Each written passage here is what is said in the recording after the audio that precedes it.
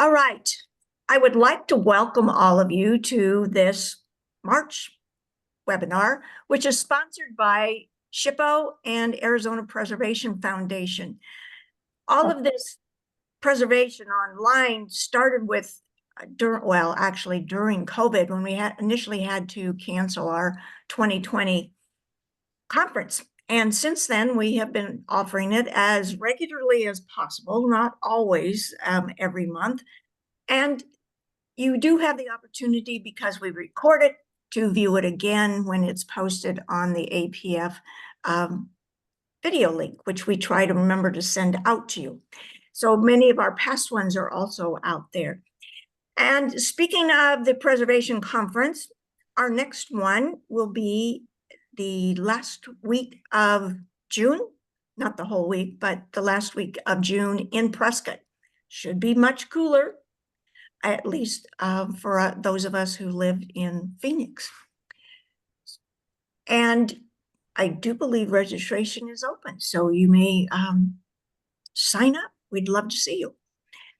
So let's get started. Today we have kind of an interesting talk. It's entitled "The Untold Histories of we find in our copper mining communities," because mostly what we hear about copper miners are either white men or more white men, and even more. They may be from Arizona, they may be Irish or whatever, but we don't always know about all the other communities that have been involved in this project.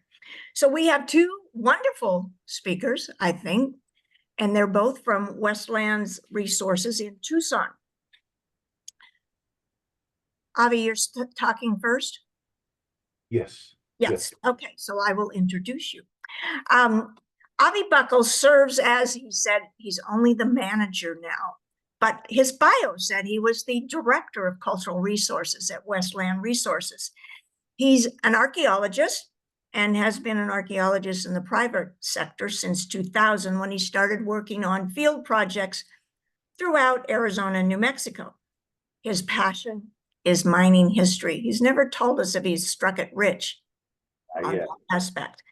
And Avi has produced detailed mining landscape studies and multimedia public presentations that integrate field archaeology, archival research, and oral history to help manage the legacy and current mining operations.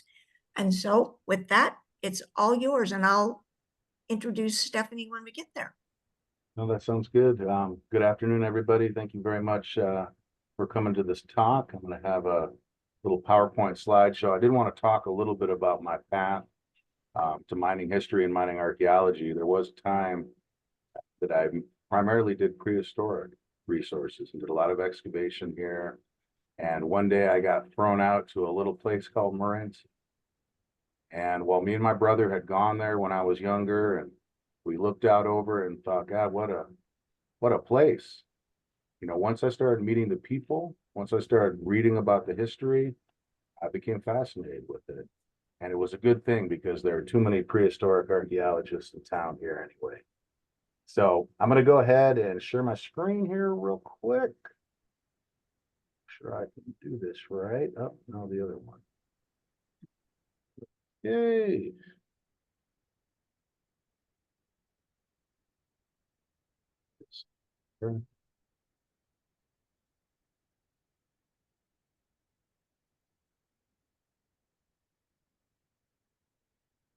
All right, how about that? Can everybody see that? All right, so, you know, really what I started finding when I started doing these various research projects, mainly for mine expansion, but also for legacy projects, abandoned mine lands project, particularly in New Mexico. You know, I started seeing these patterns of these untold, you know, histories. And can everybody see my screen? Yeah. Okay. And I started finding these really interesting stories that I never would have thought. While many of the old mining tomes, you know, talk about, you know, many of the great men that, you know, helped develop these districts, you know, for the most part, it was skewed towards those that, had business interests. Oftentimes, many of the mines would make biographies, of their mine kind of as a celebration later. And again, I don't want to disparage those. Those are some of the original tomes. Again, with kind of a lot of the research and changing times now, we're starting to reveal other stories. So this is super brief, and as Stephanie and other people on this call know, I can talk forever. So I'm going to get into it, and Stephanie really is going to have some really interesting, detailed work that she's going to share with you. But before we kind of go into that, I just kind of have to be a little bit defensive about it, right? For especially those that are perhaps interested in more ancient resources. But, why mining history and archaeology? Was a driver of historical development here in the American West. No matter how you feel about mining, again, it's part of our shared patrimony. And importantly, it is of interest to the public, as seen by this talk here. And it's important, to remember those that came before us. And really, more than anything, there's scattered prospects, mining camps. I mean, there's literally hundreds of mining districts in almost every county. Jan Rasmussen on this call may correct me. There might be one county without a series of prospects or mines, but I don't think so. Arizona is also the location of important develops in mining and reduction technology. Again, reduction is taking the ore and making it into metal and making it into the product. But there are also a lot of, important social history, labor history. I'm sure a lot of people, know about the various labor movements here in Arizona. Stephanie's going to talk about that a little bit. But again, I talked about some of those social history themes that can help write, kind of the old, mining history books. Again, those still have value, but we can add to them these days. And more than anything, being a historian these days is easier than ever. You don't have to necessarily go to the Huntington Library and, go to the Smithsonian. Many of these things with this digital revolution of the New York Public Library being digitized, University of Michigan Library being digitized, it's truly amazing what you can find using the right keywords. So I do, really encourage people to go on to Google Books, to go on to Chronicling America, and you would really be surprised some of the things you can find. You got to do the right keywords. So, again, we talked a lot about, layered kind of landscapes, and it's very true with mining as well. And really from some of the early silver prospects by the Spanish, which, most of them are long gone. I'm going to talk about those a little bit. But some of, really early mines can be seen south of Santa Fe. We're talking about some of the earliest gold booms, before California in the 1820s. So really, it's this kind of interrelated mining system. You have early systems of extraction, prospecting, reduction. Of course, with time, those become increasingly complex. But even if you think about many of the railroads and highways that we travel on today, which are at heart from mining.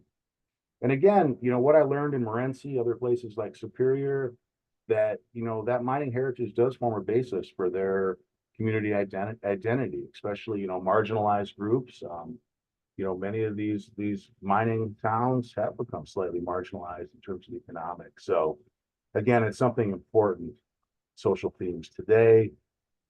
It's more than just abandoned mine holes, and broken down cabins.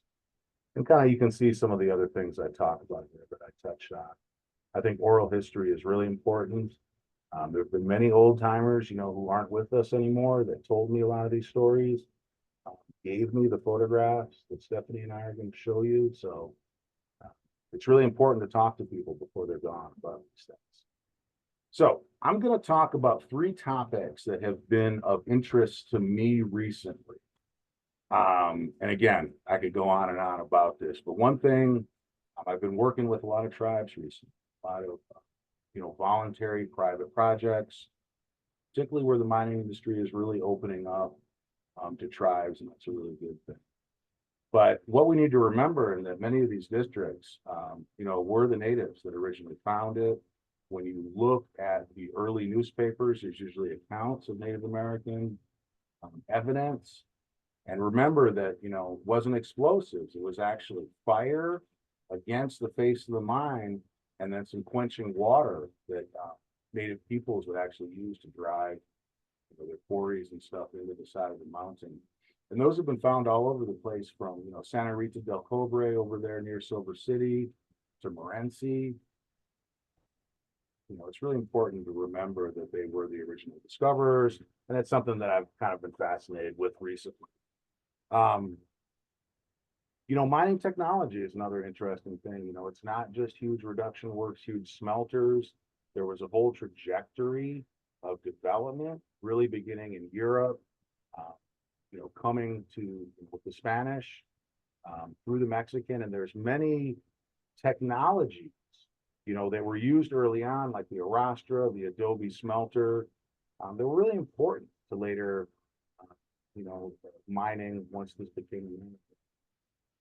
And then diversity, that's something that I always really enjoyed looking at. Stephanie is really into cemeteries and wandered around plenty of cemeteries, looking at the different people, looking at the census schedule. And of course, everyone knows about, Cousin Jack's, kind of the famous miners from England, Cornwall. But there were Jewish businessmen, there were people from Syria all over the mining camps, mainly selling clothes. There were women prospectors and really, people from all over the world that came to these camps. So I'm going to kind of go through these a little bit more in detail. And again, I'm going to kind of come back to Morenci a lot just because I do know a fair amount about that area. I still, retain a lot of interest in it. So remember that when the copper miners, first came over to Morenci, of course, they were after silver and gold. They were actually coming out of Silver City. And, when they first went up, there was a mountain, literally a mountain of copper. That's what they call it, the Copper Mountain District. Some people say it went as high as 50%. And if you think about the percentages, Freeport's making, money off, less than 1%, all these other companies, it's pretty amazing. But when they first went there, they found these deep trenches with stone hammers in them. And what native people had been targeting was the azurite and malachite. There was beautiful blues and greens used for pigment, used for many things, both in daily life and as well as spiritual life. And I think it's really important. One thing I've learned, I did mining archaeology for many years, and I've been kind of exposed to kind of the spiritual value of these places too. And I think it's really important to remember that these places, were first identified by tribes and continue onward. The photo you see on the right there is actually the old Coronado mine. That mountain of copper is gone. It's in the air now. But when me and my crew were traversing everywhere there, we looked so hard, for that evidence of early native mining. But really, I have to rely on the old timers from the 1870s to tell me what they saw. So, all these photographs are, originals, that we received from a man named Mr. Donald Lunt out of Clifton. He was a very good man and provided me and Stephanie with over 70,000 historical photos. Still haven't gone through all of them. But I wanted to show this one, just kind of get an idea, some of the technology these early miners were using, and just imagine, native peoples were putting drifts in like this. Again, not on the same extent, that later people did, but they were still mining, and, it was the same, they were targeting the same resources. That's really important for all of us to remember this really today. One other thing that Stephanie and I and some of my other colleagues here at Westland have really been into, over the last 8 years or so, has been trying to determine which ones of these famous, whether or not they're copper mines or silver mines, and realize that, before the electrical revolution, people didn't really care that much about copper. It was used for stills and plating of ships and so on. But just like at the Earth, so really during the 1870s was the time of big silver prospects and silver mining. And right here you can see a Native American man, Akum El, later known as the Pune. And he was actually the discoverer. And it turned out to be a very beautiful story that we found about him. He was actually paid for it. He was actually on the original patent. And again, this was kind of a case of, him actually getting acknowledgement, you know, and obviously being remunerated as well. And you can see him sitting right there, and you can see the white man with his kind of hand on his shoulder in a friendly way. That was his partner. And I just thought this was one of the most beautiful photos I had ever seen from an old mine. But again, it shows you kind of the theme I was looking at. You know, who were the people that originally found these lodes? How are they used prehistorically? You know, what role did Native people have in discovering these? Again, it wasn't always a positive experience subsequent to that. This mine is actually still on the Tanata Nation, this particular one, people. But again, you know, we start looking through the archives more, we're going to find a lot more stories like this.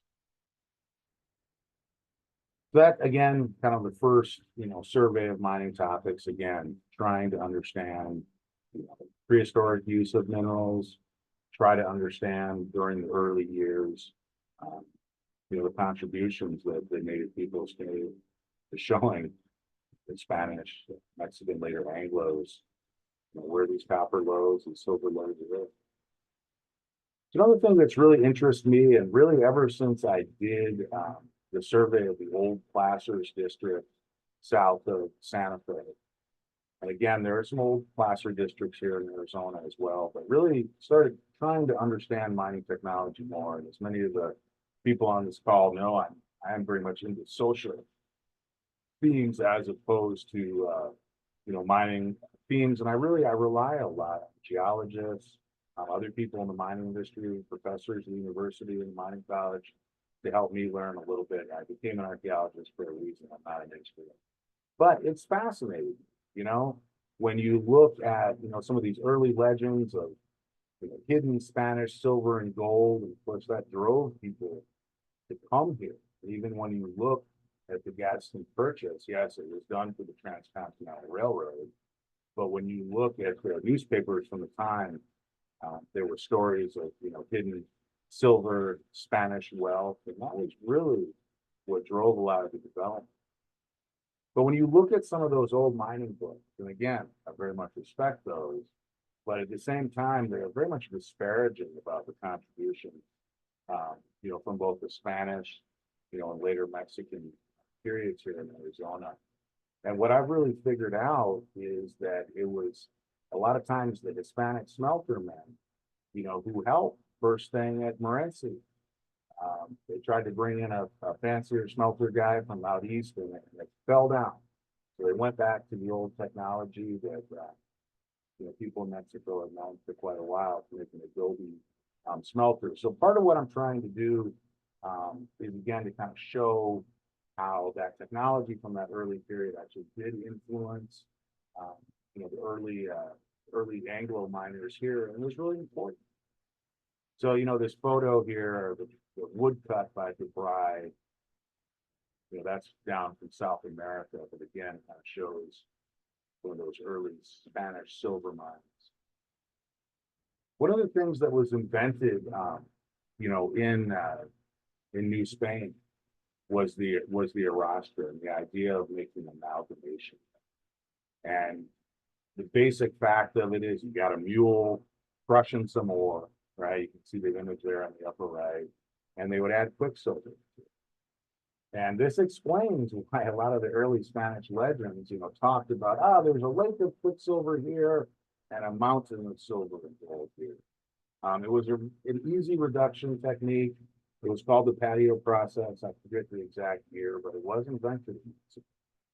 And it really provided for, you know, the small time miner here later in territorial Arizona, and of course earlier, to be able to make some money and not have to invest in a huge reduction. So, you know, if you would believe it, the photograph on the bottom is right here in Tucson, right along the main artery. I'm not going to reveal the exact same location, but there is an arrastra. It is actually from the early 1870s, and you can see the newspaper article on the left that I found about it. But I found earlier ones, you know, in New Mexico. I've heard of earlier arrastras, you know, here in Arizona. I haven't seen them. It would make sense probably to be out on the Tonacan Reservation some, where there were silver prospects. So I was going to work with those folks over there and try the preservation efforts. maybe do some work on that. But again, there's also at this site I'm talking about, there's also an old melted adobe furnace. And again, before the railroad came in, before you could have your fire bricks from England and other places, making a furnace out of adobe, doing direct smelting because the oil was so rich back then, could really, provide for it. Of course, this one right here, Mr. Simpson and Mr. Myers, never went through. I've been doing some work at the site with Dave Killett from the University of Arizona, and it's very clear whatever smelter man they had make this, or potentially smelter woman, didn't do a very good job. And you can see some of the burning going through the bricks, and even some of the product that came out, it was not good. The slag was mixed with some of the copper, and didn't look good. So again, you don't really smelt silver. I think there are ways you can in today's world, but copper furnace, old adobe furnace, and then an arostra that they probably would have used for silver ores. So to me, it's kind of the classic site that shows the contributions, from those early Hispanic technology. With time, the various types of furnaces were made, and kind of one of my pet peeves is that when many archaeologists or historians, they look at things like this, and there's various pieces of trash there on the right, and they have no idea what it is. So, this was actually an old cupola furnace. This was for silver lead. This was up at the Silver Bell Mine. It was a voluntary kid recovery project by Starco, again, to kind of preserve this history. But with time, those old adobe furnaces, next came with that is the water jacket furnace. And that was a way to say, hey, okay, the bricks are melting on a furnace here. Let's put a water jacket around it, cool it.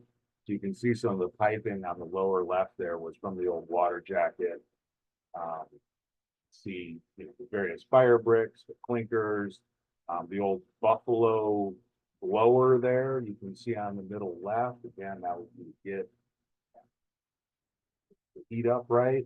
And then you could even see the smelter door there in the back. So again, with a little bit of research, looking in the archives, it did take me a couple weeks to find this newspaper article. I looked up the words Silver Bell Smelter, all within 5 words of each other. Came up with 1,000 results, and just slowly click through them. It's really something really fun. And also learned about the song Annie Laurie from this project. Anyways, again, trying to have some knowledge, about reduction technology. We can start figuring out some pretty interesting things. At this particular site, we did find a bar of lead bullion right behind the old residence of this place. And it was, 3 men who started this. Apparently, the sheriff was the one who funded it.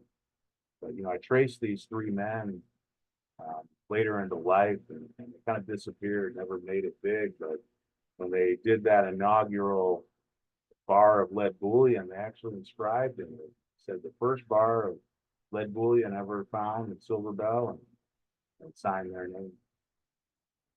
I don't know why they left it there, but things didn't work out for them. And later I came along and found it. It was actually kind of a funny story. My crew said, we should do some metal detecting. I said, we scraped all the ground, we screened all the dirt, there's no need. I'll give $20 if anybody finds something with that metal detector. Anyways, one of the crew members, Bonnie, she found that bar of bullion. She started screaming, saying, I found a bar of bullion.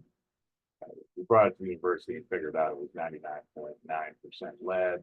I think at the time was at that. And I will point out that obviously all these artifacts, don't stay with Weston. We put them either to the Arizona State Museum, other historical societies. That nice museum up in Prescott that I've forgotten the name now. And also, we do have some creations, some collections with different tribes. So, you know, a lot has been written when you look at Arizona labor history. I got a whole shelf here. You know, a lot has been written about the contribution of, you know, Mexican American miners, the labor movement. You know, realize been up to date. You know, right after World War II, many of them were, you know, fighting for pay equity. Anyways, there's dozens of books on that. But there's people from all over the place. And again, when you look at these census schedules, which are all available on Ancestry, I think it's a cheap subscription, and you start figuring out where the enumeration district is, that's kind of the hard part. But once you start looking at those, and you see people from Australia, New Zealand, Japan, you know, all over the world, every country in South America is always a big mining area. And it's important to know that, you know, many of these people did play an important role in the development of these camps. Again, they may not have been, you know, the top money men or the managers, but they were important. And I think in many ways, you know, their stories are only beginning to be told. One other thing I really like to look at, a pretty positive person, I acknowledge some of the things in the past, but I also look at other beautiful stories where people got along. People were friends. So those are kind of some of the stories I like to look at. Anyways, here's, you know, a guy from China. He was actually the cook down at Helvetia, and obviously, you know, some ways became part of the family, as we can see from these photographs. But photographs, when you kind of combine those with the archival research, with the results of the excavation and oral history, you know, you can really find some amazing things. This is the old Polaris mine at Morenci, and you can see what's left of it there. On the right, Mr. Luck was kind enough to give us this photograph here, and you know, you can see if you zoom in, you can see, you know, there's a guy from Asia there on the porch, and people from all over the place. Realized that early on in Morenci and other places, you know, Asian people, mainly Chinese, were kicked out by both Anglo American and Mexican American people. In many ways because they were willing to work for less, and they were willing to work with, you know, timbers over their head. But Chinese people, you know, stayed in Morenci, for instance, in Clifton into the 1950s, and, you know, found a lot of success in, you know, running shops like you can see there on the left. I think that was called it was the Ching Chong Wong Market, which was in Clifton for many years. And, you know, I was talking with Margaret the other day, who's part of the Preservation Foundation here, and, you know, talking about artifacts where we can kind of try to decipher, you know, who had been there, what their ethnicity was, who they were. So I put a couple of examples up top there. You know, you can see on the far right would be either a soy sauce or the rice wine container, and on the left is an old Chinese coin, which I don't think was necessarily always used for value. I think it did have some spiritual technique. Homer Teal down here does a lot of work on that. But I wanted to point out the images in the center there, being cognizant of my time here, Steph. You know, we found that old scallop shell out at an old mining camp in Morenci. I said, what in God's name are they doing eating scallops in the heat? You know, obviously I had those drilled holes in it, and I realized it was actually part of some religious item that was related to Santo Niño de Atocha. There, you can see the scallop shell. It has a lot to do with the legend of Santiago and other things. But again, that kind of confirmed, like, hey, okay, these are more than likely, you know, Mexican American miners who are standing there. So it's kind of fun. You can look and kind of get this rich view of these areas. When I first moved to Arizona, I remember my grandma from New York City said, what are you doing in Arizona? Are there any other Jewish people there? And it turns out there were lots. Have been for many, many years. You know, it's important to remember that, you know, Jewish merchants, Jewish businessmen, you know, did invest in mines, did come out here early on. It was a big gamble. Henry Luzinski here was one of the men who started the Longfellow Mining Company there in Clifton, Morenci.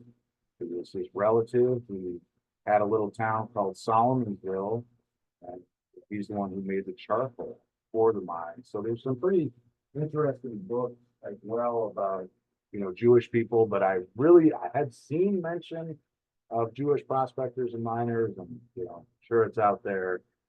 I need to look at that a little bit more.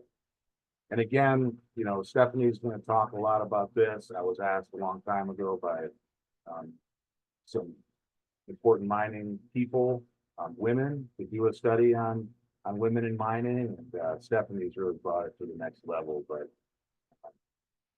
women in mining camps were not just wives and nurses and so on. There were a lot of very accomplished mining professionals in the past. So this kind of gives some idea for some potential future topics, doing sourcing, turquoise and native copper artifacts.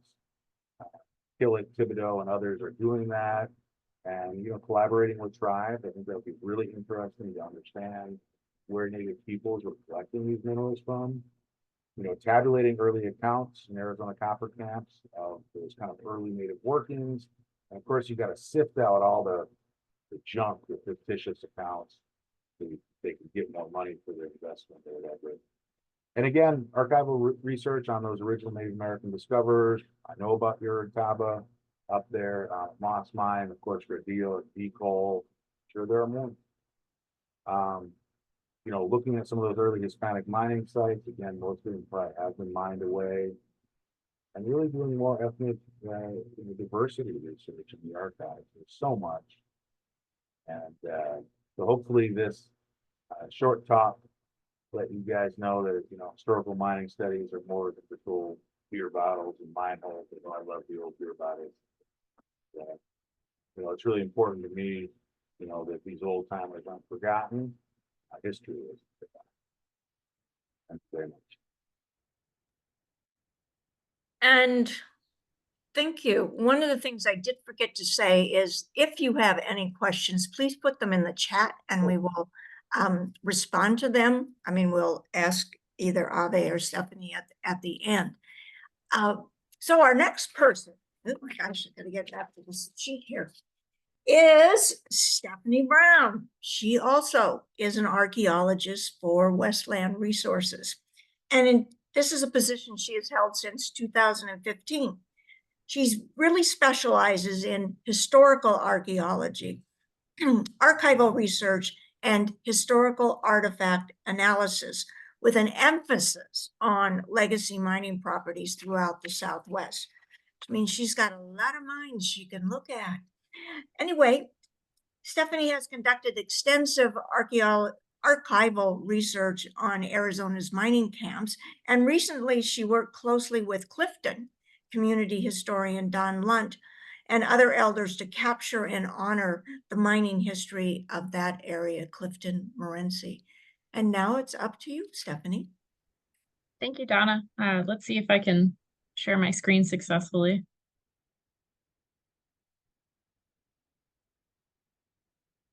Okay, I think we'll start off with the ladies. Okay, is everybody seeing my screen? Okay, great. So I have two separate presentations today, both kind of different research projects that both came about kind of starting with doing some building documentation. So of course, one of the things that we do on these big projects sometimes is to document the historic buildings.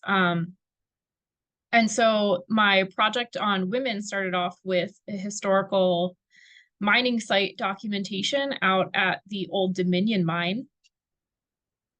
And I kind of took that research that started with Westland and ran with it for, my master's work at the U of A. I've since graduated, but this all kind of bloomed over the course of both my Westland work and my graduate studies. So let's get into it.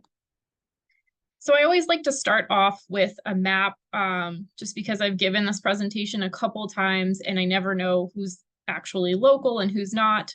But we have Globe in Miami, where the old Globe is where the Old Dominion mine is located. And then of course, over on the border with New Mexico, we have Clifton and Morenci. And one of the other towns that I talk about in this study is also Metcalf, which is not pictured there because it is currently in the middle of the open pit. So if you're not too familiar, that would have been located just north of that Morenci bubble. So this project kind of started back in the infamous year of 2020.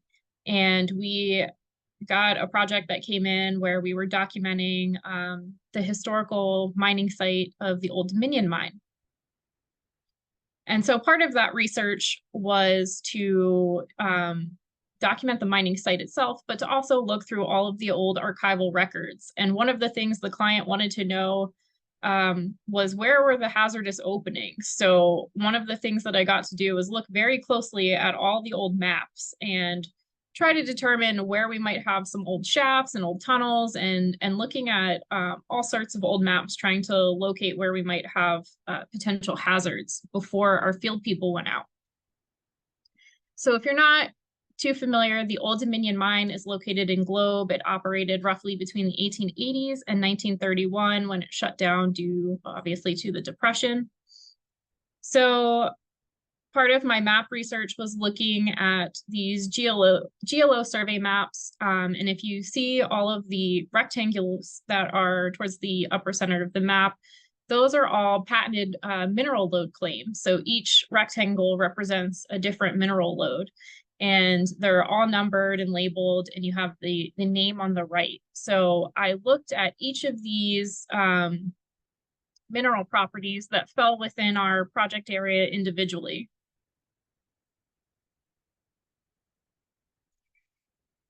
And I ended up, this is what a mineral survey patent looks like. And so I ended up finding 3 women mine owners just within our limited project area for, our documentation project. And this one here is owned by Cornelia Anderson. The other women that I found were Mrs. Lizzie House, and then the third patent that I found was owned by Lyman and Carrie Woods, a husband and wife couple. And so I was really surprised when I came across not one, but 3 women. It's not that I didn't, know that women were involved in mining. It's just extremely uncommon to find not just 1, but 3 working in such close proximity. And I was really, really curious. So I kind of just stuck that in the back of my brain. And when it came time to find a project to work on, I pulled that one back out. And there's a number of reasons why, women aren't super well represented in mining. So there's, of course, superstitions that worked to keep women out of mining. And a lot of the miners coming over into the West and the Southwest were from the British Isles. They were Scottish, English, Welsh miners that were coming. And in England in 1842, they had passed a law that barred women from working in underground mines. And a lot of this is based in, superstition of the time that women underground were bad luck. So if you had a woman enter the underground, you should get out. There could be a cave-in or a disaster. Women were blamed for disasters if they came underground. Some of these superstitions said that redheaded women were particularly bad luck for whatever reason. And the Cornish or the Welsh miners were some of the most superstitious, and they believed, that if you got up and on your way to work, you crossed paths with a woman on your way into the mine, that you should just turn around and go home, because that was bad enough luck to just come across them on your way into work. So the United States was a little bit later. The Bureau of Mines passed a law that made it a misdemeanor for women to enter the underground, and that kept women and boys under the age of 16 out from the underground work. And then, of course, one of the other things to consider is that Victorian social values were still very much a thing here in the late 19th century and early 20th century. And those values instilled that, you know, women belonged in the home, that women should be protected, that men should be the bread earners. And of course, there's also kind of the connotation with the societal values that women who are working because they're poor, or they're working because they're widowed, or they're working because they're unmarried, or they're working because their husband is poor and can't support them. So there is an element perhaps of shame that we would commonly think of when it comes to women working. One of the other reasons that women would be absent from mining is due to property laws. So before 1871, in the Arizona Territory, we're operating under the laws of coverture. So that meant that all of women's property and earnings were actually earned by her husband, or were the property of her husband. Women could not enter contracts, and they could not sue or be sued. So this actually made men hesitant to enter into business deals with women, because if the woman did not pay up, or she, you know, skipped town, or whatever happened, he could not sue her because she never had the right to enter that contract in the first place. So it made doing any kind of business hard for women. So in 1871, the Married Women's Property Act was established, and that actually provided women with a pathway towards property ownership. So there were legal provisions for women to declare themselves sole traders. And you can see on the right side, Cornelia Anderson, who was one of our mine owners. She had declared herself a sole trader back in 1885. That way she could manage all of her properties and all of her assets separate from her marital assets. So this also established kind of the community property laws that we know in Arizona today, where women were able to retain property that they owned prior to marriage. But it should be said and should be noted that these laws really only protected white women. So Mexican women or Native American women did not have access to the court system. So there was really, you know, no matter of recourse for them in property ownership.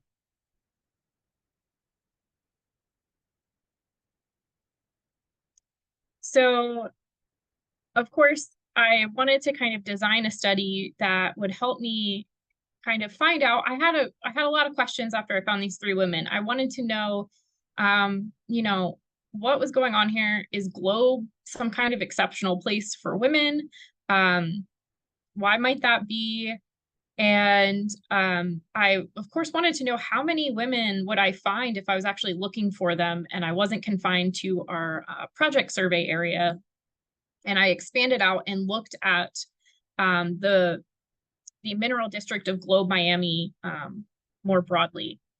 I also, you know, in wanting to know if Globe was exceptional, I wanted to do a comparative study that would let me compare Globe with another mining community. And since I'm very familiar with Clifton-Morenci, it's a copper boom town, similar kind of topography. They're both very remote locations for the, you know, the periods, similar time period and timeframes. I thought it would make a good comparison. So I decided to look at these mineral surveys, the patents that you can see over on the right.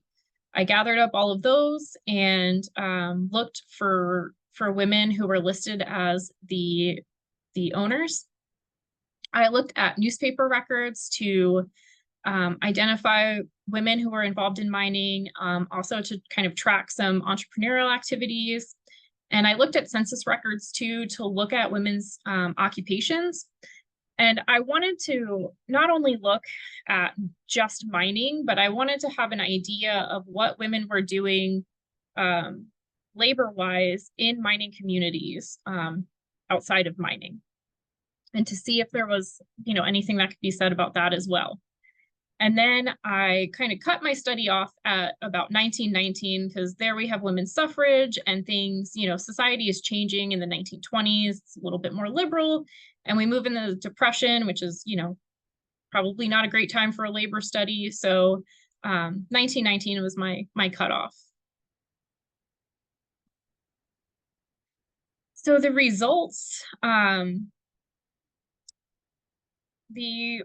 came back, and I identified 12 women who had patented a total of 42 mineral lode claims. And I identified an additional 6 women through newspaper and census records for a total of 18 women who were involved in mining in some way. And all 18 of those women were located in Globe. None of them were located in Clifton, Renzi, Metcalf. And other labor statistics, I found a total of 677 women across all of the communities over time who were employed in earning wages, and 51 different occupations that were held by women. And I also found that more women were employed in Globe than in the other mining communities.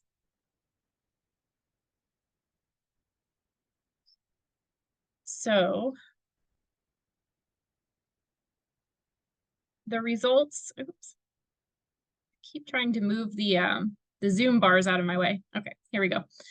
So the results of the study, these were the most common occupations that women held. They weren't the only ones. Like I said, I found 51 different occupations, but these were the most common across all the communities. So we have kind of your blue collar, like boarding house, hotel, room rental. That was very, very common way that women earned money during this time period. Housekeeping and laundry was also very common. Food and beverage, retail, clerical work, sex work, and teaching and nursing. And so I'm kind of looking at retail, clerical, and teaching and nursing work as being your more white collar, higher paid positions. And then the other more service industry things as being more blue collar, lower paid positions. And you can see that in Globe, more women worked in those white collar industries than in the other communities.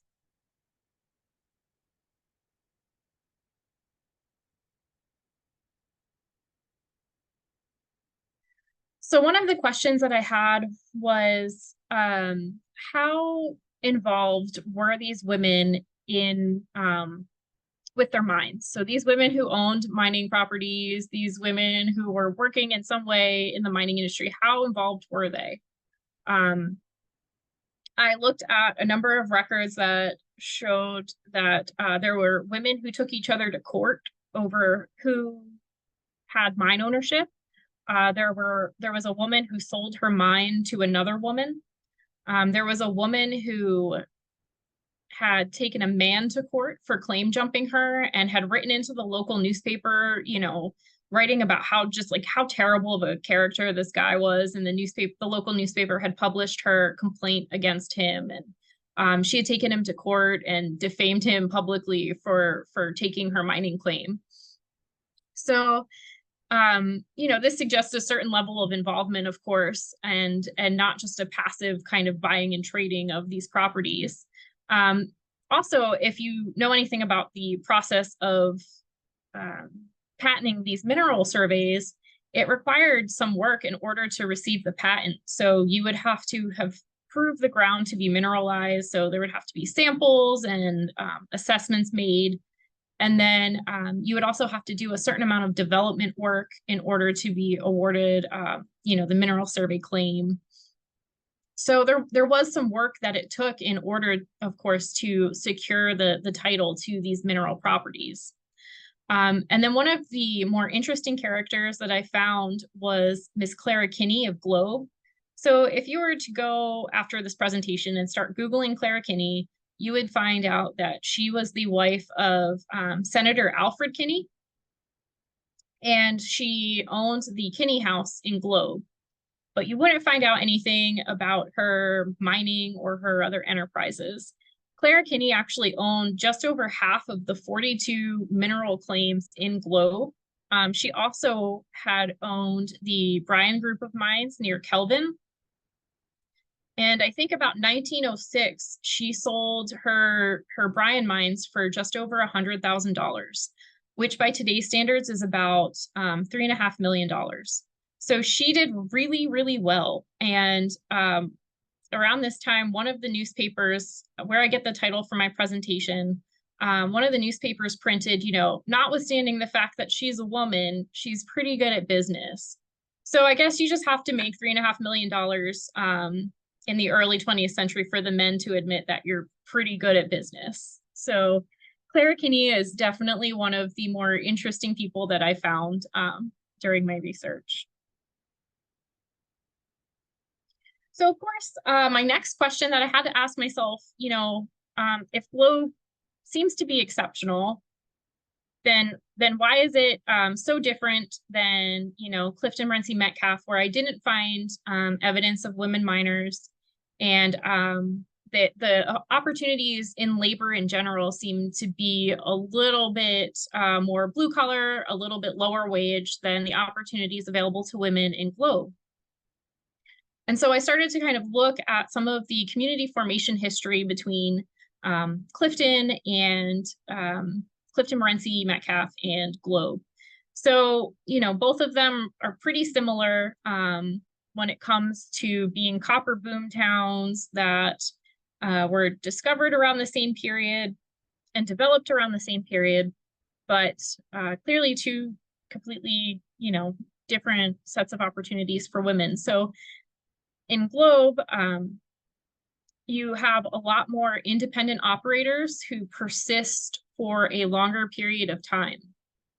Versus in Clifton, Morenci, and Metcalfe, you have a very early, they become company towns, and they become company towns very early. By about 1882, most of this is corporately owned company copper towns.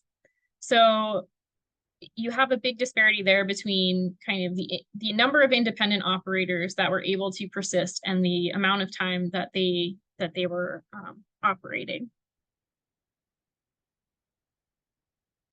Also, one of the interesting characters that Avi brought up earlier was Henry Lazinski.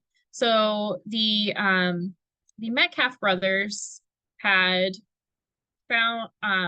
located a number of mining claims and such along Chase Creek Canyon that continues from Clifton past, you know, the Longfellow mine and up into Metcalfe. And you have Henry Lazinski, who comes in the 1870s and purchases these holdings.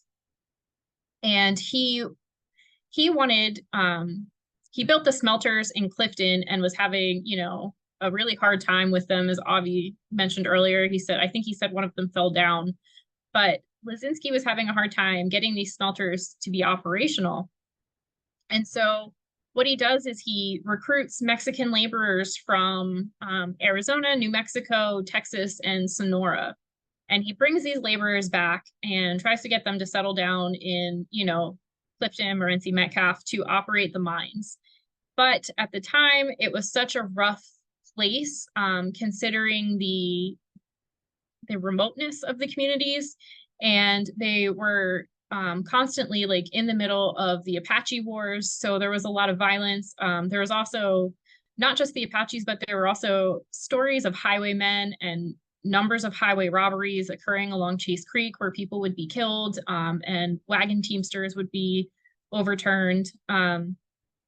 So it was overall a pretty violent place, and a number of these men, they just left, either due to the violence, or they simply returned to their families in Mexico or New Mexico, or they returned to their farms. Some of them were also farmers as well. And so Lazinski couldn't keep his labor force steady. And so his next round of recruitment was to send a cowboy by the name of Don Antonio into Mexico to recruit experienced Mexican mining men and smelting men, along with their wives and families. So in order to get the men to be a little bit less transient and to have a more reliable workforce, he relied on the women and families to anchor the men in place. And this drastically, of course, changed the demographics of the communities. So Clifton, Morenci, Metcalfe became very much Mexican communities. They were known as the Mexican camps.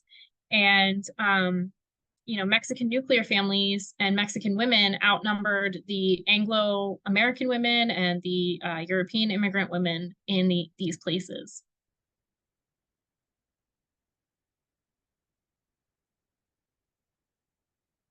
So there were, of course, more white Anglo American women who were working in Globe versus the other communities. So ethnicity seems here to kind of play a role in what work opportunities, as far as either white collar work / blue collar work, what opportunities there were for women.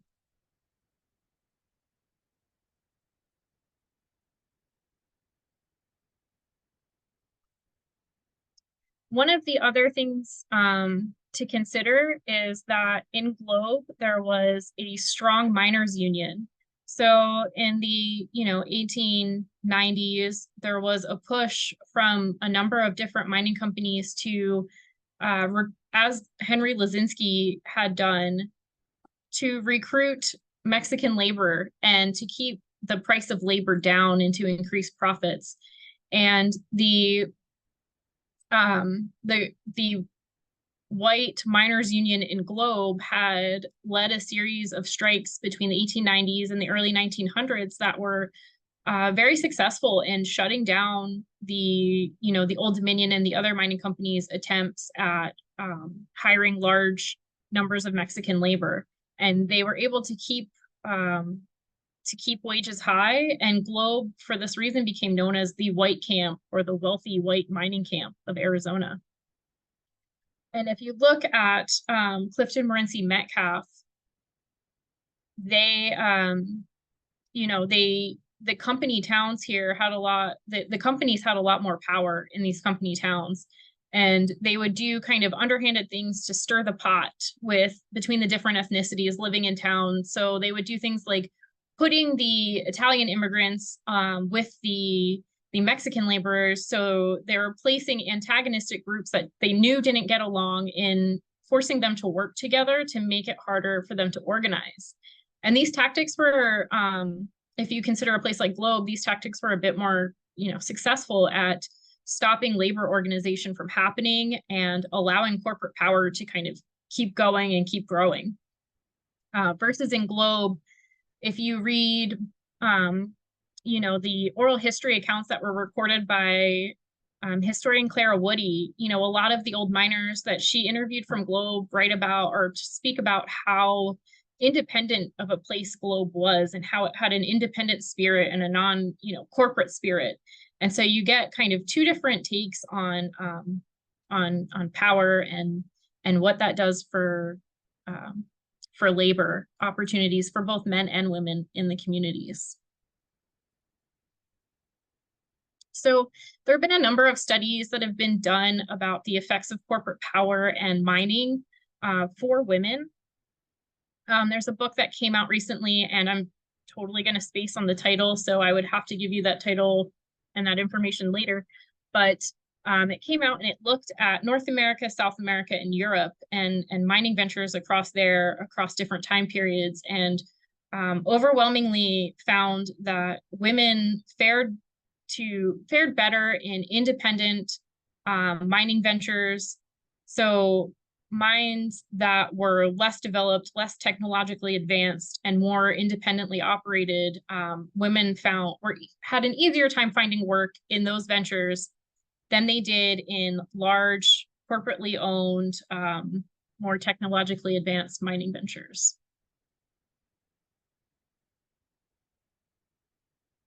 So just to, summarize some points and my conclusions here, this is still research that I'm still working on and still organizing and refining, but it seems that, Globe may have been an exceptional place for women, and part of that reason is because it took so much longer for corporate power to kind of amass in Globe in Miami than it did in, let's say, Clifton, Morenci, Metcalf.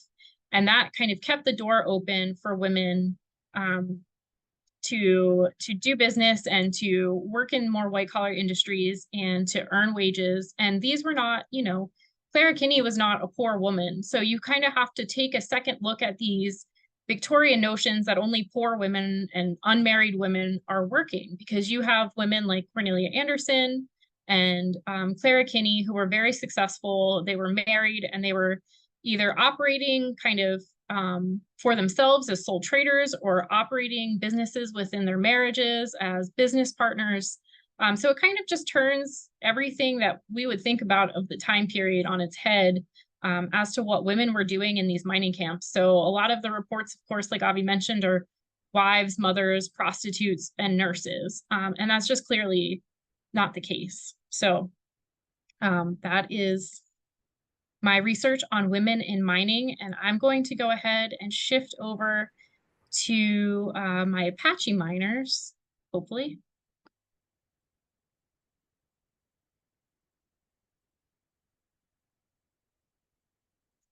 Okay. So I hope everybody can see the Apache miners. I can't see any of you. You know, Zoom is always so awkward. But staff, we can see it. Okay, We can great, see it. thanks. You're fine. Perfect.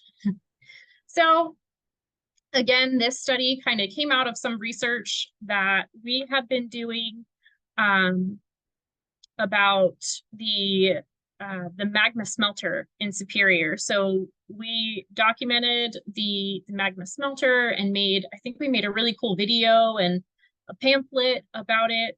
This information that I'm presenting today is actually coming from a pamphlet that we have forthcoming. So as soon as we get the green light from the sponsor, we are free to get it printed. That's up for Avi to harass them, but otherwise it's ready. So this research all kind of started with researching the magma smelter. And while one of our other historians who used to work for us was doing that research, he identified a gentleman by the name of Zeno Dealey, who was an Apache miner who worked at the magma mine in Superior. And I'm going to talk more about him a little bit later. But that research just kind of opened our eyes to the fact that there were Native American miners, and that was a story that hadn't yet been fully explored. And so after the magma smelter work was complete, then we were able to kind of start broadening our research into looking at Apache miners. And we broadened that a little bit further and looked at also at Apaches in Arizona mining communities more generally. Okay, so back to our wonderful map that I have here. So this study kind of takes place predominantly in the Copper Triangle, which is Superior, Miami Globe, and Winkleman to the south of those. And then we also, of course, can't really talk about Apache labor without talking a bit about the reservations as well. So we have primarily San Carlos and the Fort Apache reservations, which are to the east and northeast of our Copper Triangle. So as the Civil War settles down and you have American settlers moving into the new Arizona territory, you have the start of some conflicts between settlers who are coming in to East Central Arizona and the Apache, who view this as their traditional lands. And these conflicts are happening, you know, across Arizona and further out, and they become known as the Apache Wars. So the U.S. military, of course, sends in the army to kind of stop the fighting, to quell the fighting, and part of the strategy is to establish the reservations. So in 1871, the San Carlos and Fort Apache reservations are established, and the U.S. military goes on a campaign to kind of round up the Apache and confine them within the reservation. So the government wants to make the Apache self-sufficient and control them within the spatial confines of the reservation. But their strategy is to make the Apache into intensive agriculturalists, which is totally inconsistent with their previous way of life. Previous to the reservation era, the Apache were cultivating small garden plots. They were hunting wild game, and they were gathering wild foodstuffs, and that provided their primary economy. They were also not, part of a cash economy. They were part of a kinship-based society that functioned on reciprocity and ideas of favors. And so part of our research for this project was going out and talking to Apache elders. And one of the elders I spoke to really stressed that, this cash economy that we're also used to today was just so alien and involved such a huge learning curve in dealing with money. Because, previously you would meet with your family and exchange and provide goods and favors and work and help each other with ceremonies. And it was just a totally different system prior to the reservation. So the US government tries to push the Apache to heavy duty agriculture, which of course doesn't work for a number of reasons. One, there's no precedent for them. They haven't been doing that heavy of agriculture. They have been doing cultivation, but not large scale agriculture. And of course, there's the reservation lands themselves. Fort Apache is very mountainous, and then you have San Carlos, which is does have some flat parts, but it is also very dry and very hot and not exactly the best for agriculture. And, prior to this time, of course, it was not irrigated. So this push towards agriculture largely fails, and the government begins providing rations. And rations, even alongside of what agriculture they are able to produce, rations and whatever wild foodstuffs are available on the reservation, none of it is sufficient for supporting the number of people that have been grouped and pushed into the reservation life. And so people in general are starving and very impoverished. So prior to the reservation, there was some Apache labor, or what you could call Apache labor, where they were cutting hay and firewood and selling that to the military fortresses and earning some money that way. But largely they were not earning cash. So the reservation superintendents or leaders started to have the Apache dig irrigation ditches, like you can see in the photograph on the far right. So these are parts of projects that were trying to make them self-sufficient on the reservation, but it did kind of start some labor-based training on the reservation itself.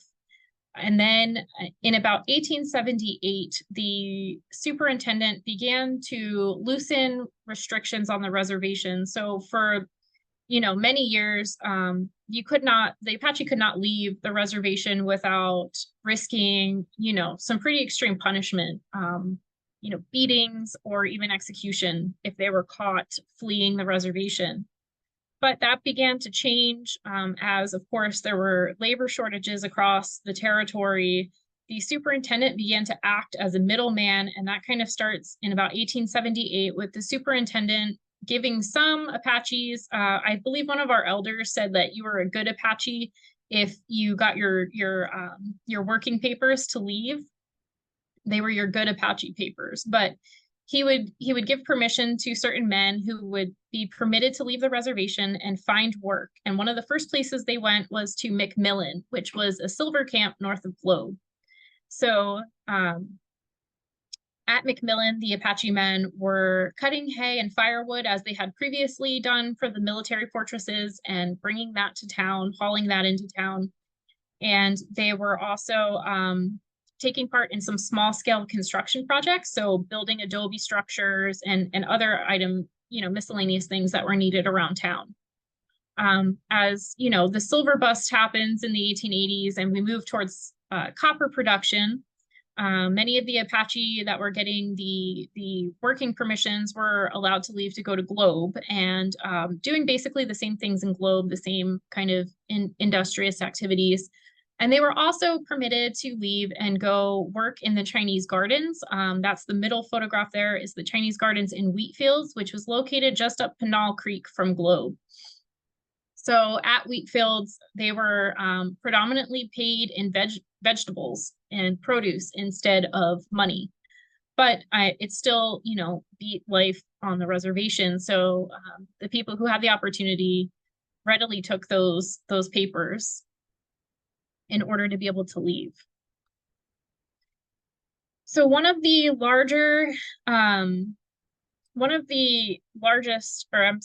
first large project that employed Apache labor was actually the construction of the Gila Valley, Globe, and Northern Railway that went from Bowie to Globe. And on its route, it crossed through the San Carlos Reservation. So on this route, in order for the railway to get permission from, the tribe to get their right of way to go through the tribal lands, they offered the Apache a total of $8,000 in silver. They gave them 30 years of free rides on the railway, and they agreed to employ exclusively Apache labor for the construction of the portion of the track through the reservation, which was a considerable amount of track that went through there. Now, $8,000 in silver was actually a terrible price. So it wasn't that great of a deal, but, as our elder said, it was a learning curve in getting and working with money. There was also the stipulation that while the Apache were allowed to they were allowed to ride the train for free for 30 years, they were not allowed to ride in the cars. And so there's actually photographs of Apache riding on the hoods or the roofs of the passenger cars since they weren't allowed inside. But the project did represent that first large-scale labor project that was predominantly Apache labor. And it also earned them a reputation as being extremely hard workers who could handle hard labor.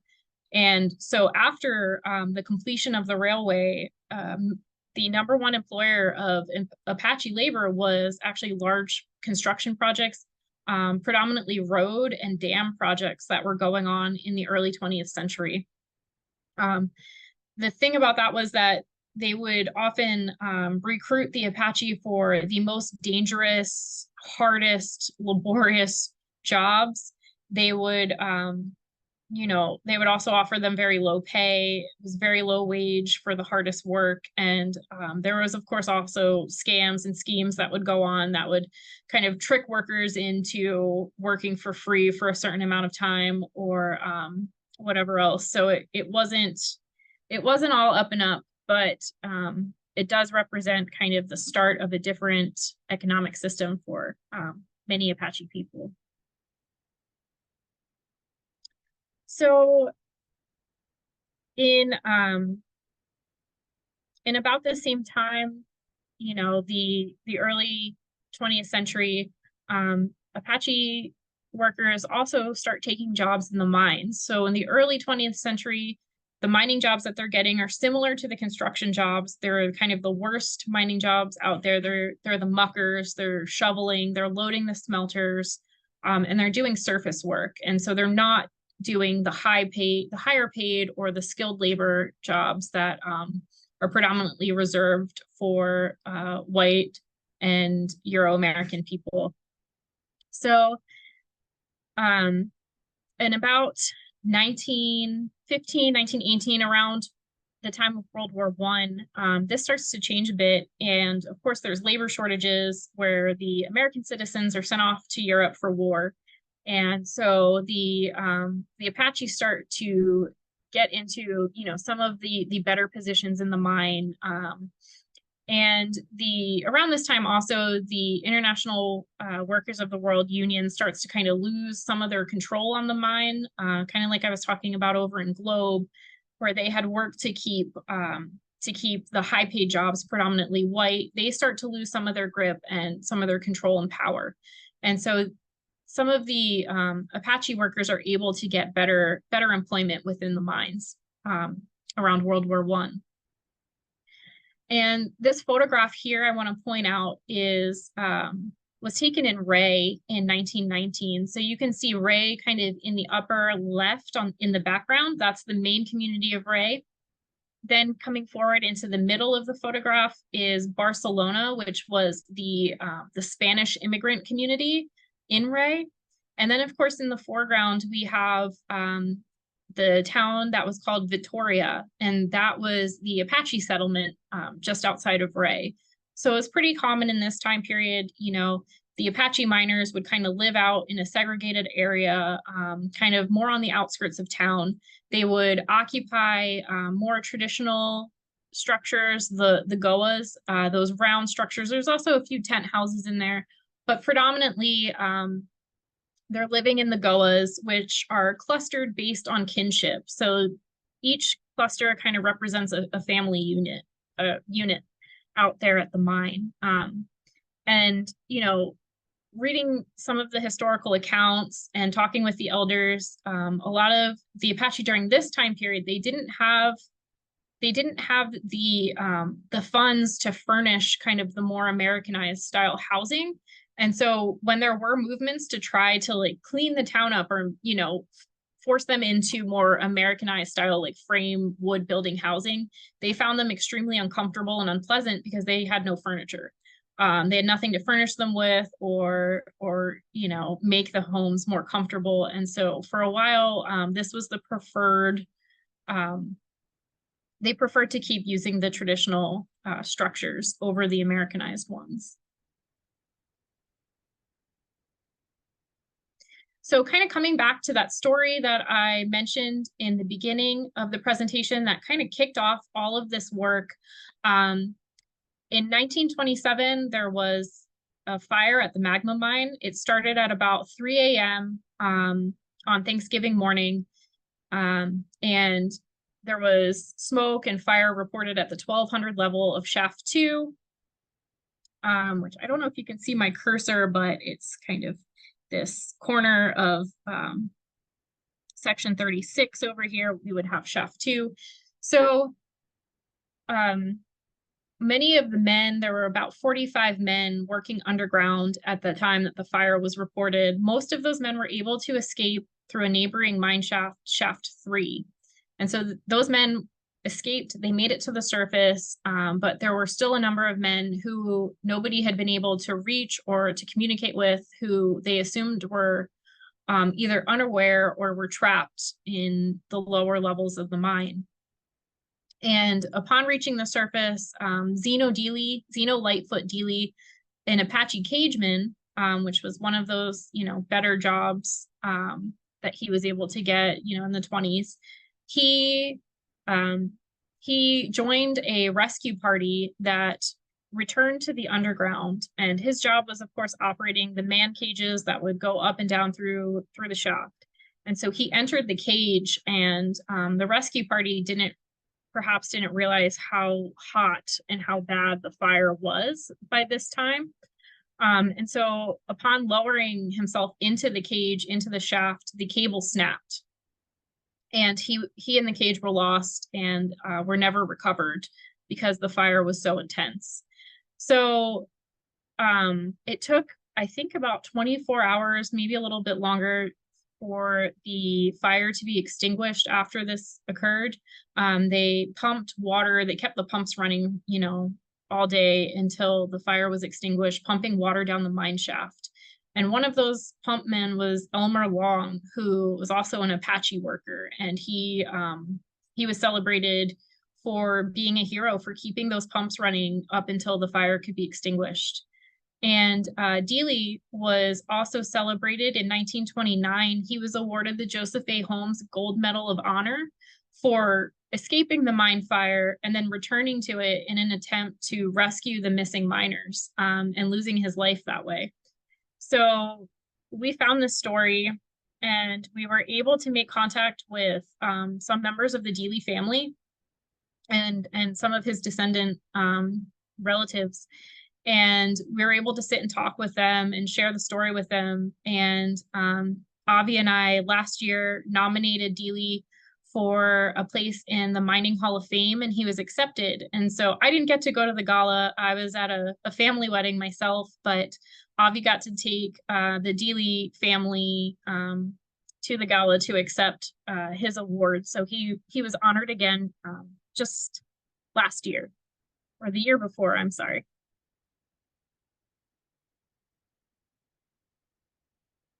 So returning to our labor history, our labor story, of course, in 1929, we have the stock market crash and the depression of the 1930s.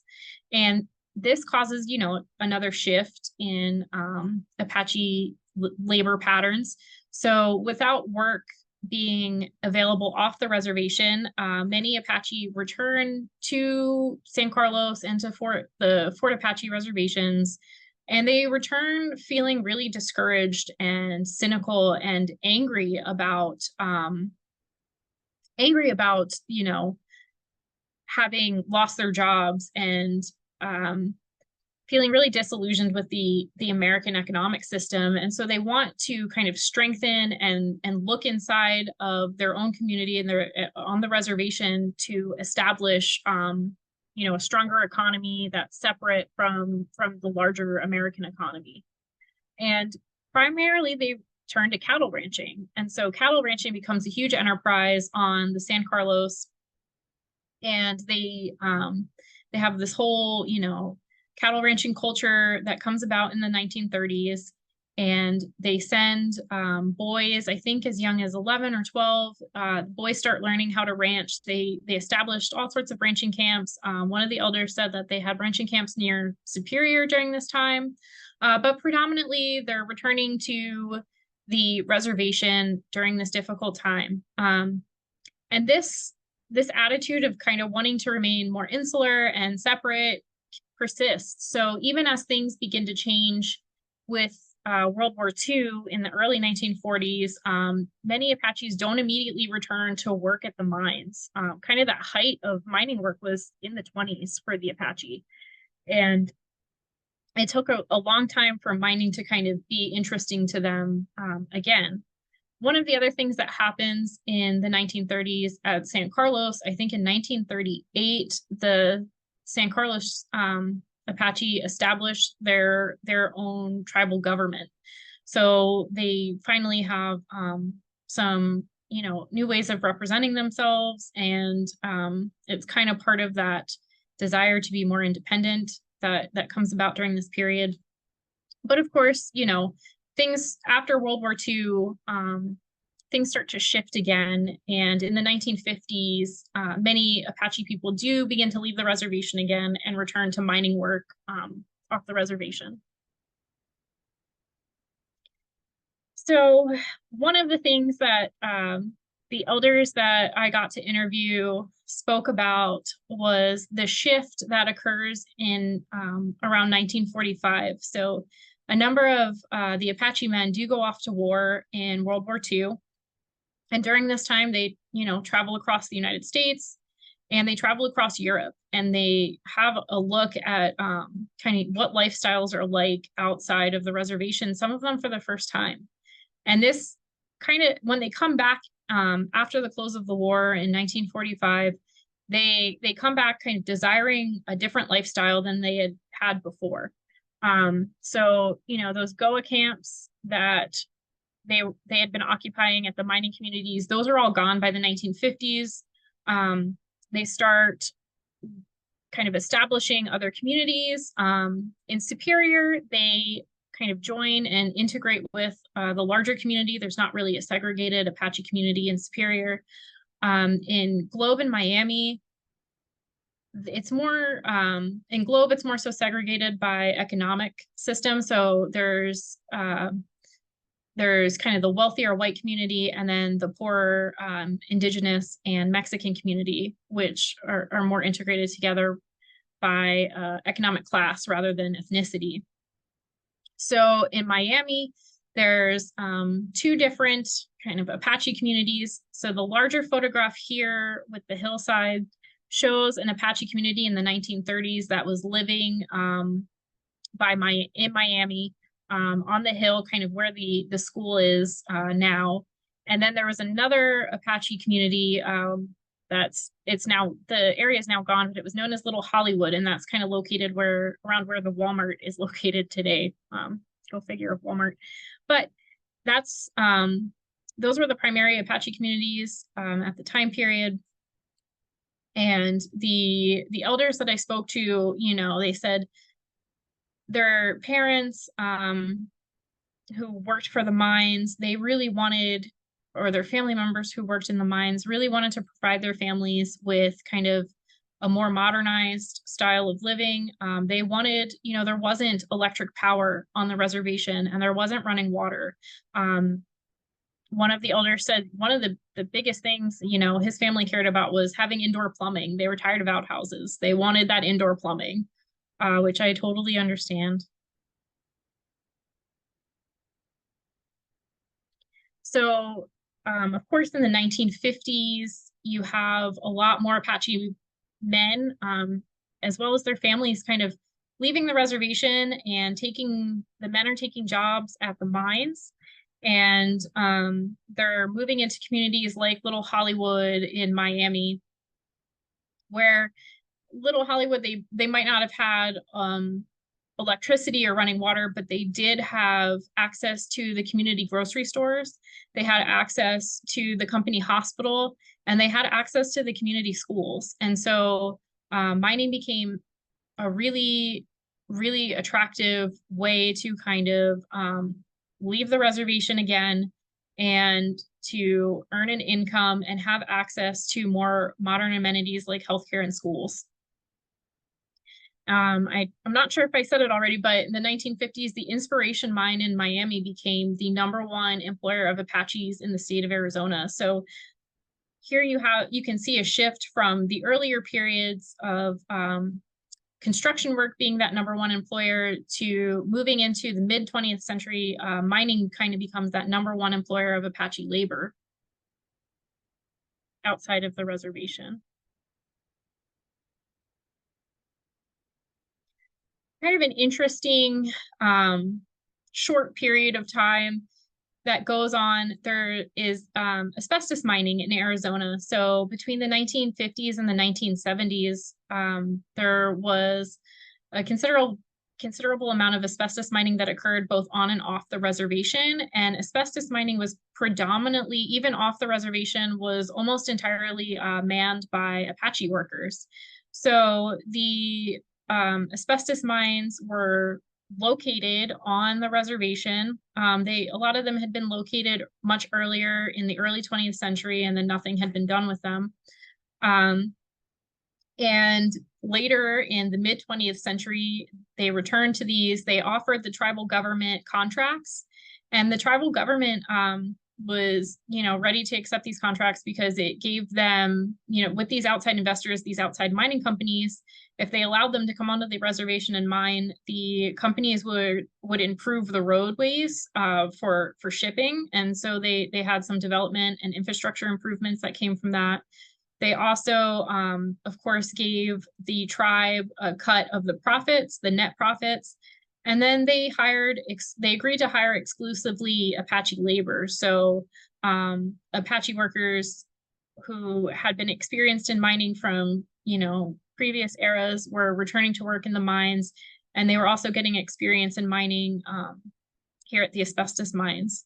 So it turned into, a lucrative business up until, of course, we all discovered how bad asbestos was, and then asbestos mining, of course, dies out at the end of the 70s.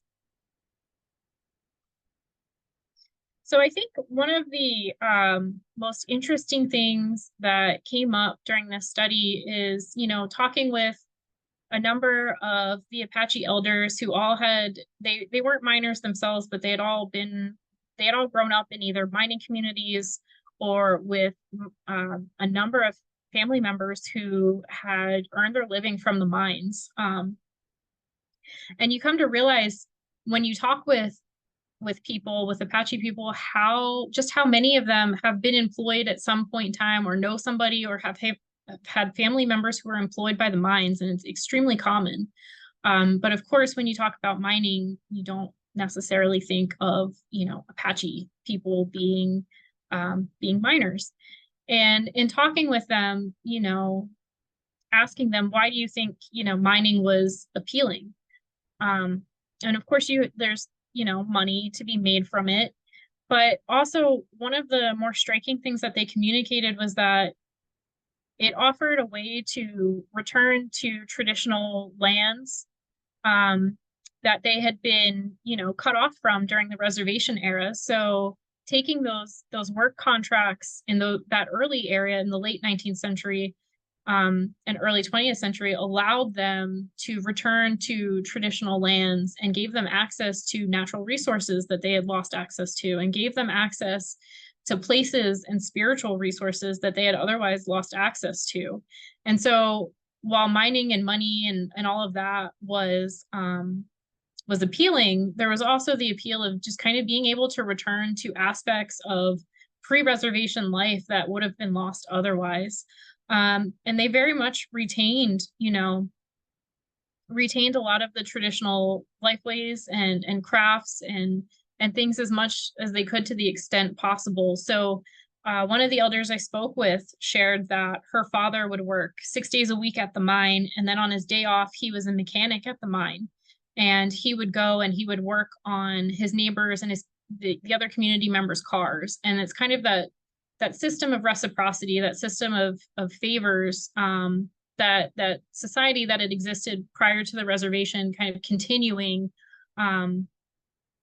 within the context of the mining community as well.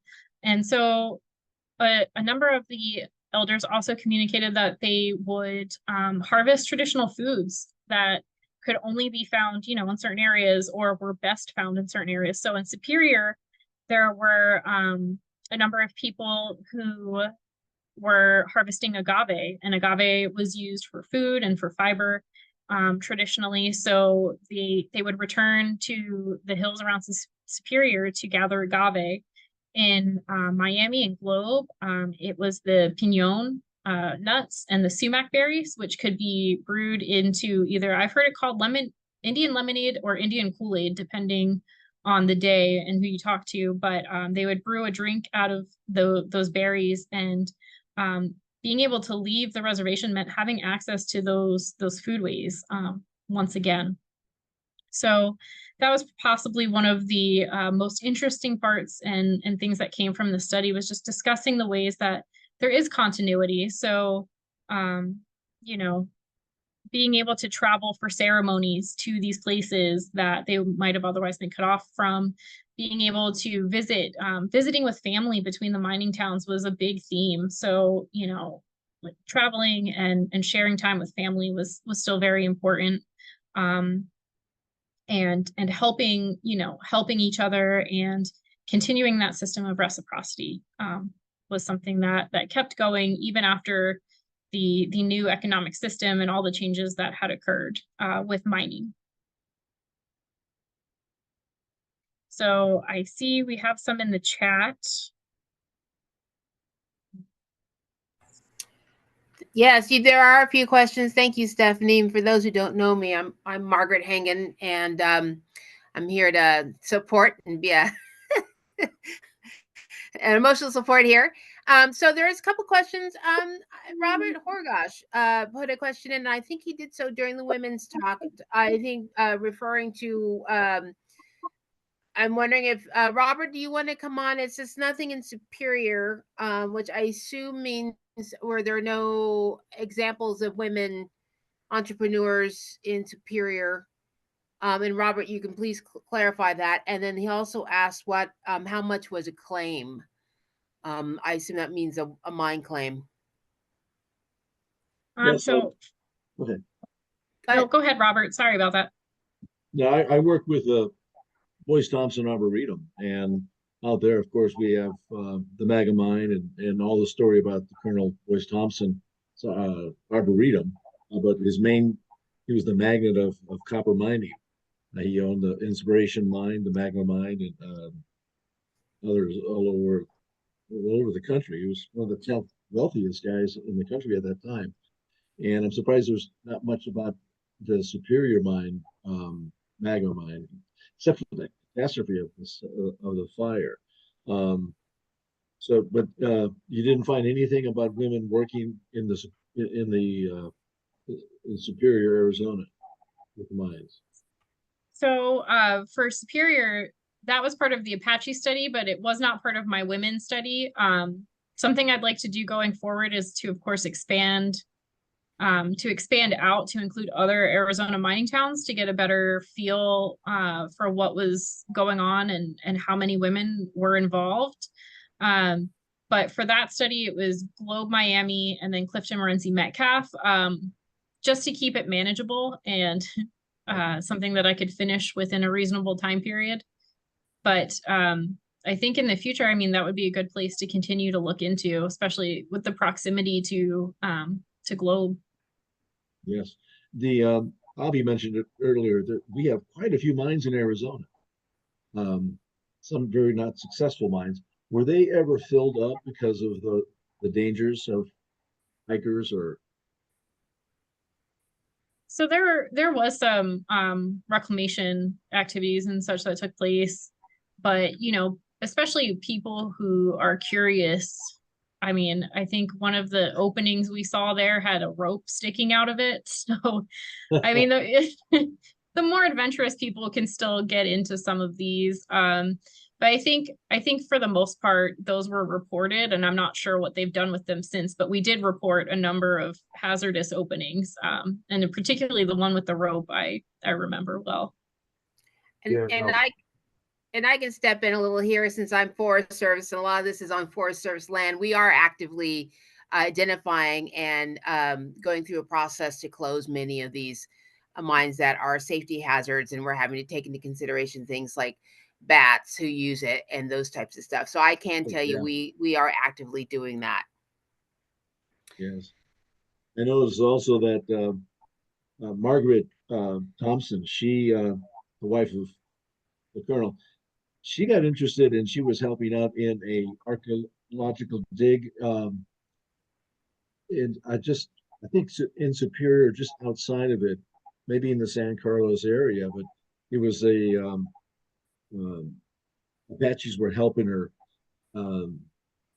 with finding all kinds of pottery and, of course, burial grounds. So she wasn't into mining.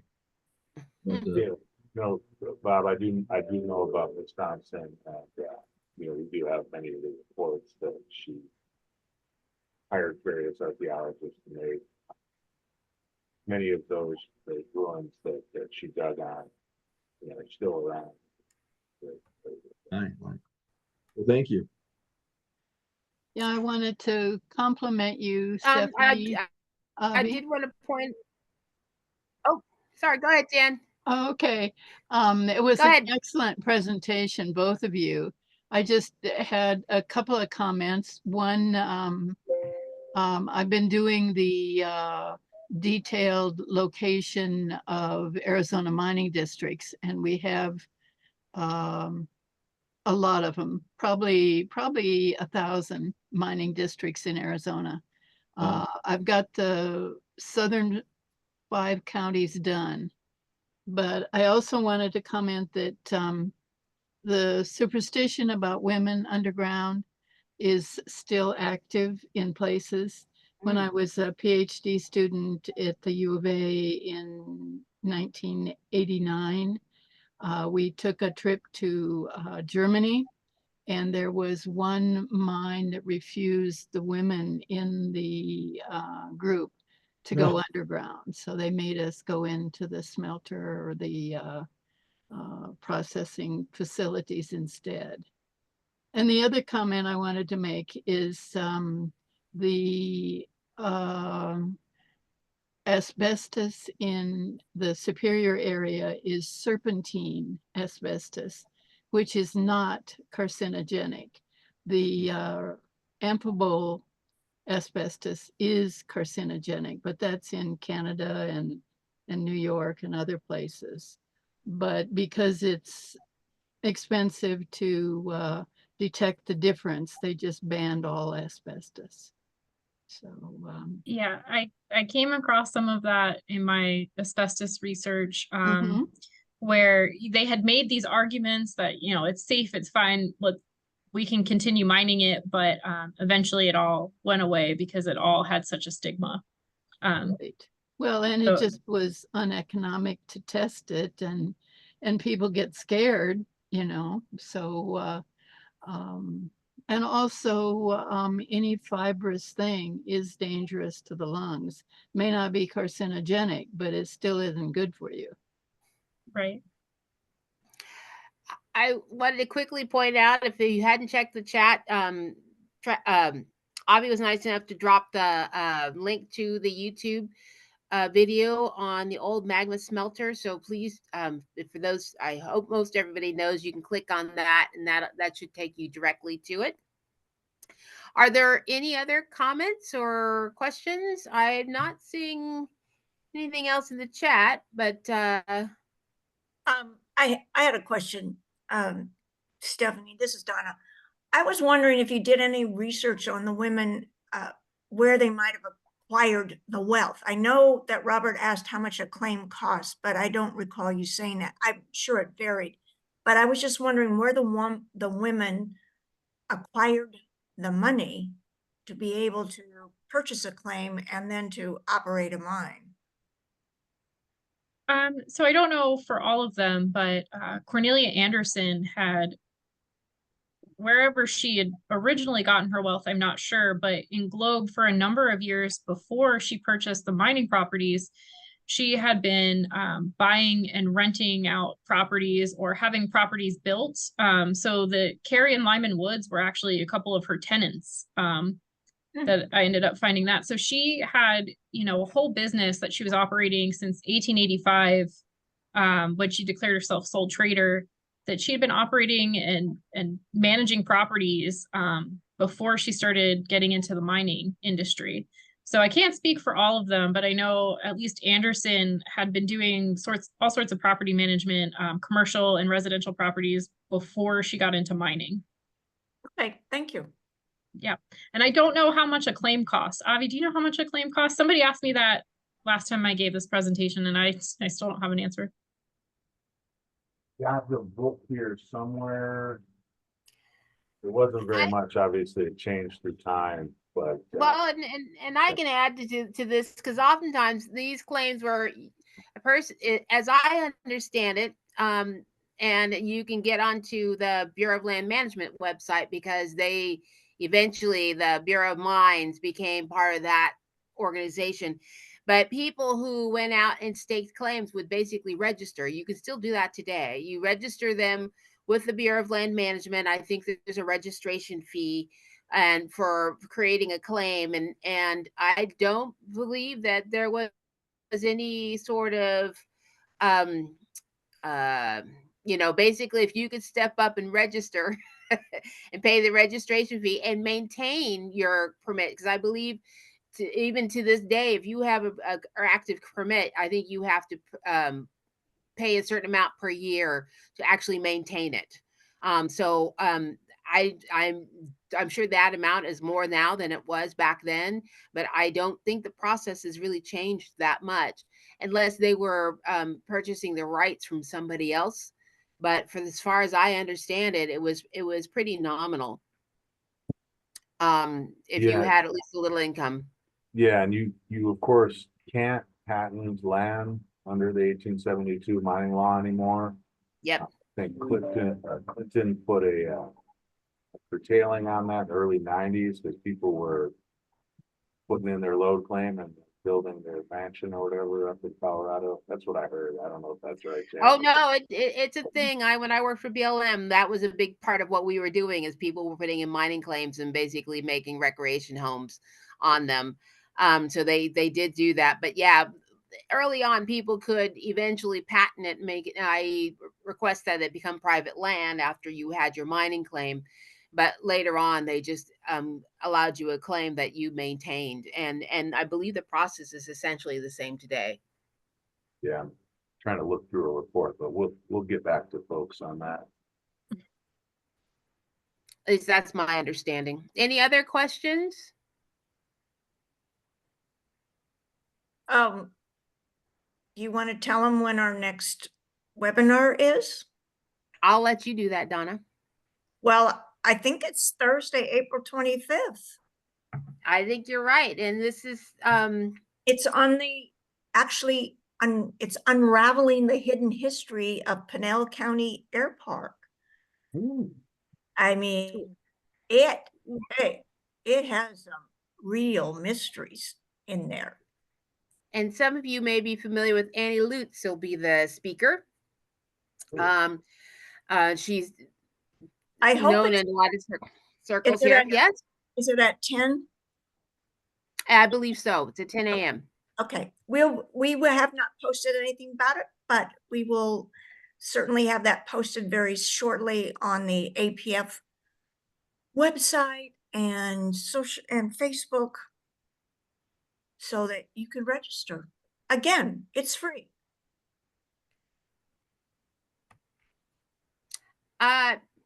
Thanks again to Avi and Stephanie. Much appreciate you stepping up. And Stephanie gave her presentation at the Arizona Preservation Conference in Tucson last summer, and it was really nice to hear it again, Stephanie, and get a lot more information and hear the Apache material. So this was wonderful. Thank you both so much. Thank you, Margaret. And wait, it soon will be over and posted on the Arizona Preservation Foundation YouTube channel, and we will notify you when that has been officially posted so you can watch it again in case you didn't see all of it. And thanks again also from APF. Great job. Thank you so much for taking time Thank to do you. it. Thank you. And we're signing off. Good day, Bye. everyone.